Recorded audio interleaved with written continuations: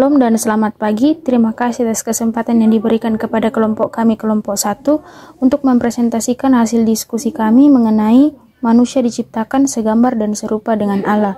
Sebelum kami memaparkan materi kami, terlebih dahulu kami akan memperkenalkan diri.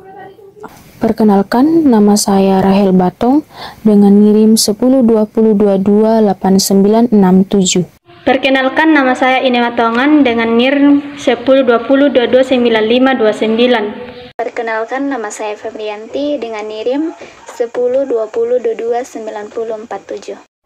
Perkenalkan, nama saya Rosyani, NIRIM 1020229295. Perkenalkan, nama saya Pairun Saparan, NIRIM 1020229658. Arti gambar dan rupa.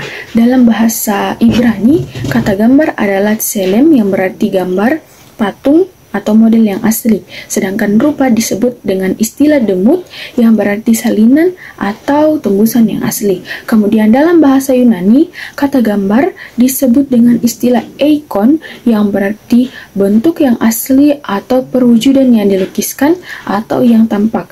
Jadi, manusia diciptakan menurut gambar dan rupa Allah, berarti bahwa manusia adalah salinan dari Allah dan manusia memiliki sifat yang sama dengan Allah. Tetapi sifat yang dimiliki manusia ini terbatas, sedangkan sifat yang dimiliki Allah itu sempurna dan tidak terbatas.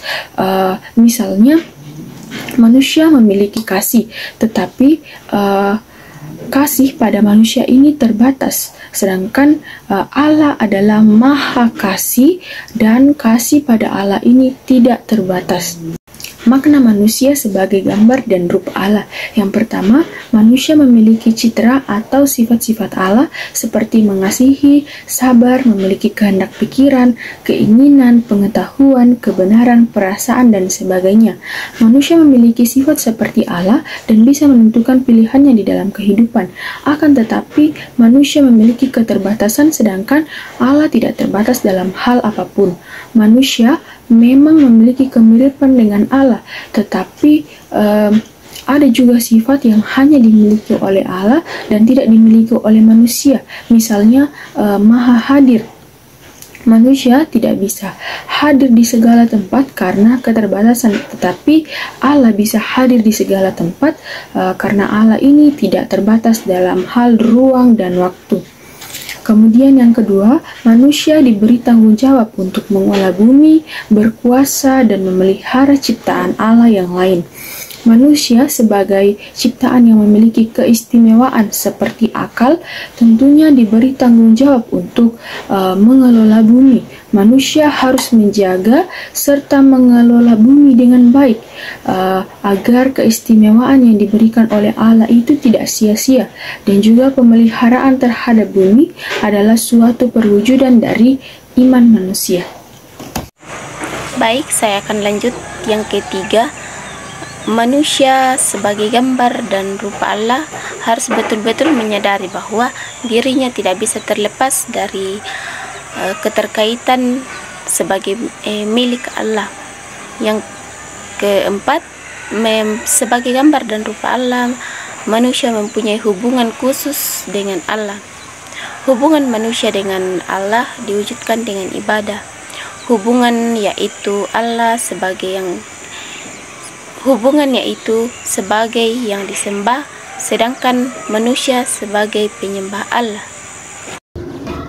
Baik, di sini saya akan menjelaskan tentang tugas manusia sebagai ciptaan Allah yang mulia. Manusia sebagai ciptaan Allah yang mulia diberikan sebuah tugas, yaitu mengelola bumi dan isinya. Manusia yang telah diberi suatu kebebasan atau sesuatu kekuasaan dalam mengelola bumi dan isinya dapat melakukan dua hal, yaitu bertanggung jawab dan bijaksana. Nah, bertanggung jawab, hal ini mencakup tentang tanggung jawab untuk melindungi dan melestarikan lingkungan serta melestarikan sumber daya alam. Nah, melestarikan lingkungan itu dapat kita lihat dari beberapa contoh, yaitu yang pertama, menggunakan air secukupnya. Yang kedua, membuang sampah pada tempatnya. Dan melestarikan sumber daya alam. bisa kita lihat dalam beberapa contoh, yaitu yang pertama menanam lebih banyak lagi pepohonan, dan yang kedua melestarikan tumbuh-tumbuhan serta hewan-hewan yang ada di alam. Tugas manusia dalam mengelola bumi dan isinya yang kedua itu harus bijaksana. Manusia diberikan tugas atau kekuasaan untuk merawat dan memelihara alam serta makhluk di dalamnya, serta menjaga keseimbangan ekosistem, serta menggunakan sumber daya alam secara berlanjutan. Dan menggunakan sumber daya alam secara berkelanjutan artinya manusia tidak boleh semena-mena dalam memakai atau menggunakan sumber daya alam, tetapi mereka senantiasa harus bijak dalam mengelolanya sehingga kebutuhan akan sumber daya alam tidak akan punah atau tidak akan habis. Kita masuk dalam landasan teologi. Kita lihat dalam Kejadian pasal 1 ayat 26 sampai 27.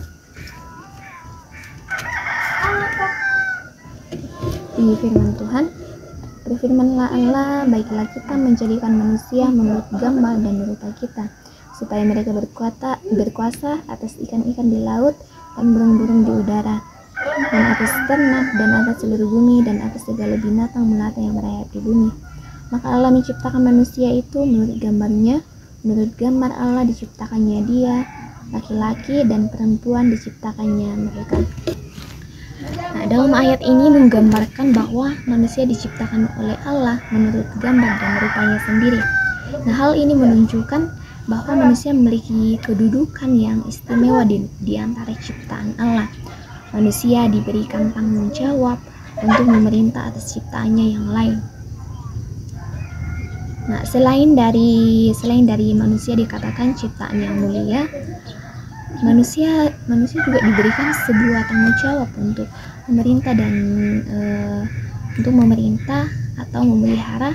Baik, saya akan melanjutkan materi kami, yaitu keistimewaan yang diberikan Allah dalam penciptaan manusia.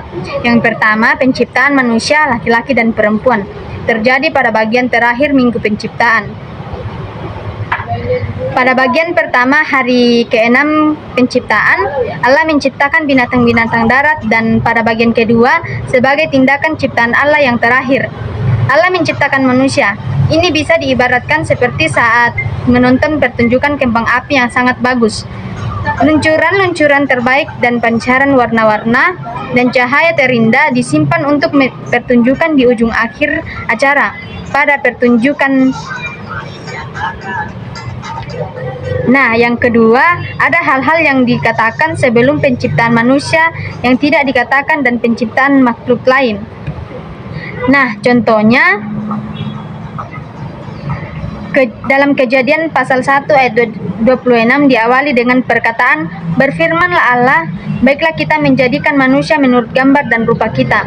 Di sini Allah seakan-akan berbicara pada dirinya sendiri, bisa disamakan dialog antara pribadi-pribadi Trinitas. Mengikat kata yang digunakan adalah baiklah kita. Ini menunjukkan keistimewaan yang diberikan kepada makhluk yang bernama manusia yang tidak diberikan kepada makhluk yang diciptakan sebelumnya.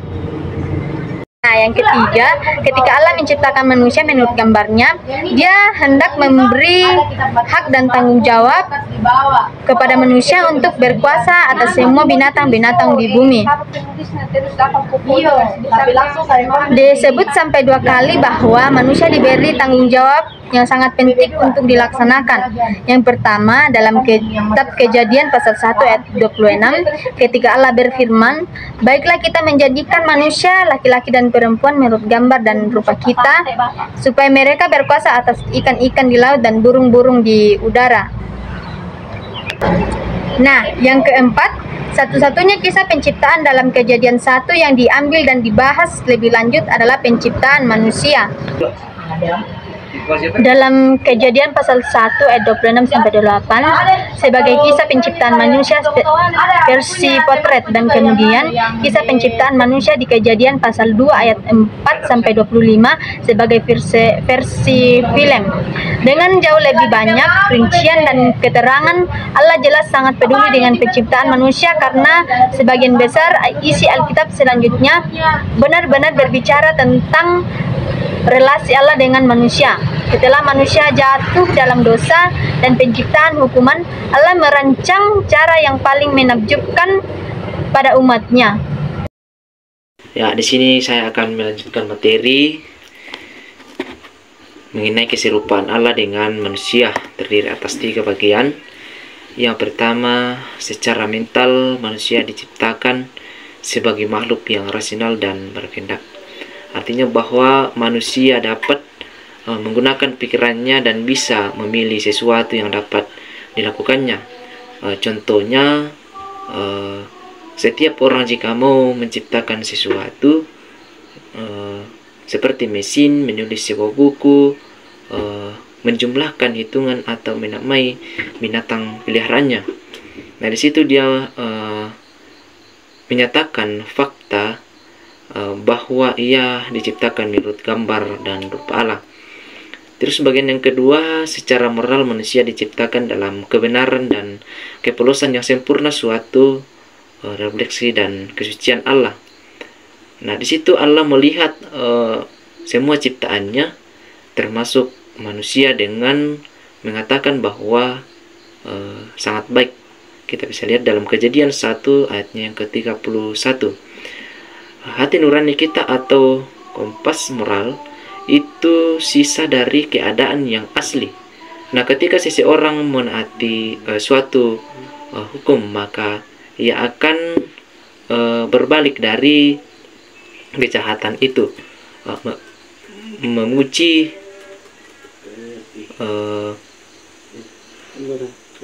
kelakuan baik atau merasa bersalah. Nah, olehnya itu maka akan orang itu mengatakan atau meneguhkan suatu fakta bahwa ia menciptakan ia diciptakan menurut gambar Allah. Nah, bagian yang ketiga itu secara sosial manusia diciptakan dalam persekutuan. Nah, hal ini mencerminkan bahwa ketritunggalan Allah dan kasih-Nya. Di Taman Eden, relasi manusia yang terutama itu dengan Allah. Dalam Kejadian 3 ayat yang ke-8, di situ menyaratkan persekutuan dengan Allah.